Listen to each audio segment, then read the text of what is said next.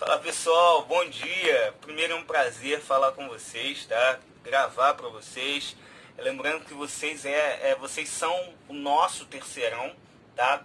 É o terceirão 2020 do Seja e é um prazer imenso. É uma turma que eu levo no meu coração, tá? Dizer também o quanto é importante esse momento nós garantirmos esse distanciamento social para acabar com essa transmissibilidade desse vírus que é muito alta.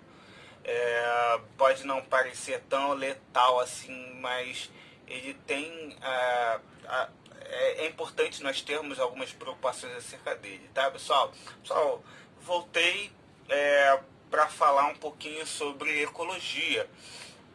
Nós já falamos um pouquinho em sala de aula e é importante que nós saibamos o quão importante, o quão necessário esse conteúdo se faz.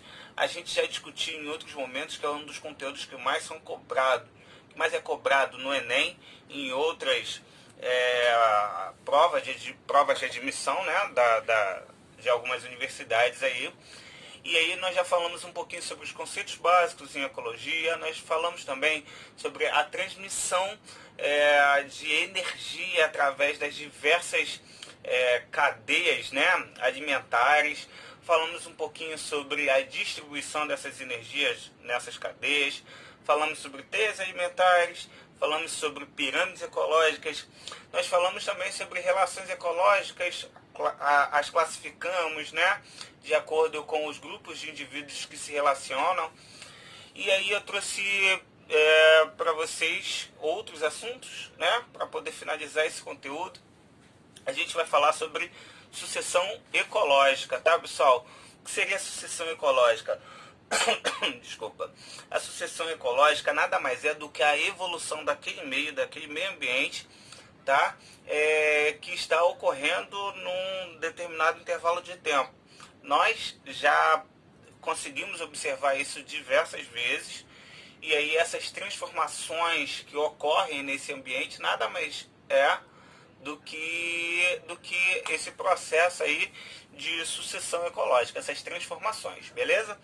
Elas são divididas em três, tá? Essas sucessões, a ecese, que nada mais é do que a base dessa sucessão ecológica, é onde nós temos, por exemplo, os seres primários daquela região, onde a estabilidade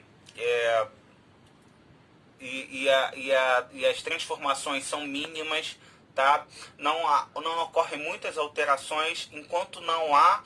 Então, é isso, né? SESI, a gente observa então a comunidade pioneira, a comunidade que iniciou naquela localização e ao longo do tempo essa comunidade ela tende, óbvio, por intervenção de algum fator, seja ele humano ou não, ela tende a alterar. A próxima etapa dessa sucessão é a série, tá, pessoal? Também chamada de comunidades serais.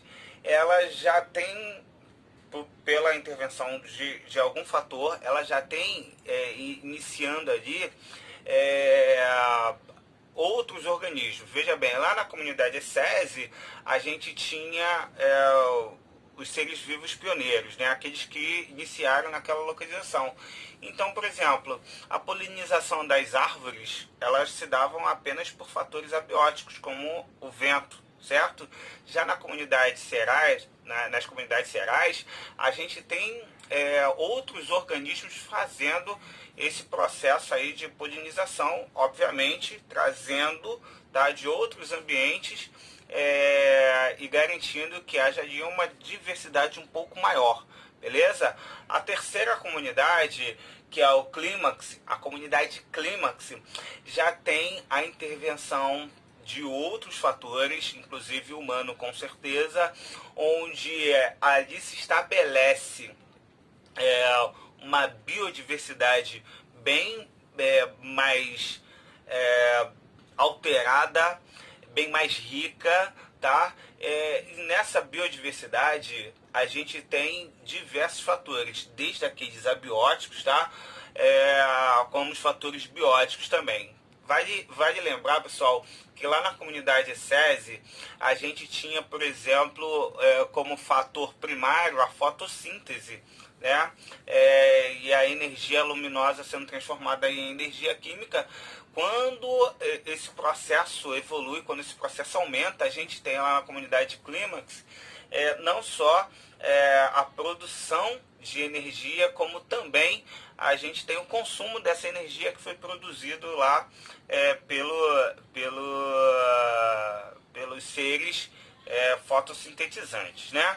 Pessoal, ao longo da sucessão, a gente tem um aumento da biodiversidade, como eu falei com vocês, a gente tem um aumento da biomassa, porque como aumenta a biodiversidade, a gente tem um aumento da população, obviamente a gente tem aí um aumento de energia, nós temos... Então, esse aumento da biomassa vai estar inserido, obviamente, nas diversas relações que estão acontecendo, né, pelos indivíduos, quando a gente fala de transformações energéticas, transmissão de energia, troca de energia, a gente está falando de teia alimentar, a gente está falando de cadeia alimentar, e como vários indivíduos podem ocupar nesse processo vários nichos ecológicos, a gente tem aí o aumento aí dessa relação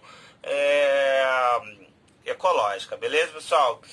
Então, quanto maior for o processo evolutivo nessa sucessão ecológica, maior também será a homeostase, o equilíbrio desse meio ambiente, tá? Isso porque a gente vai ter mais seres produtores, nós teremos mais energia circulante, e aí os seres da base da cadeia alimentar servirão aí de produção de energia para os outros seres, tá? Nós também teremos a diminuição desse produto, né, que foi gerado lá pela fotossíntese.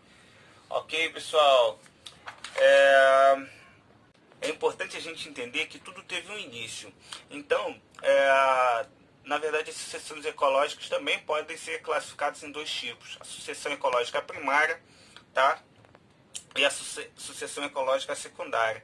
A primária ela foi o pontapé inicial.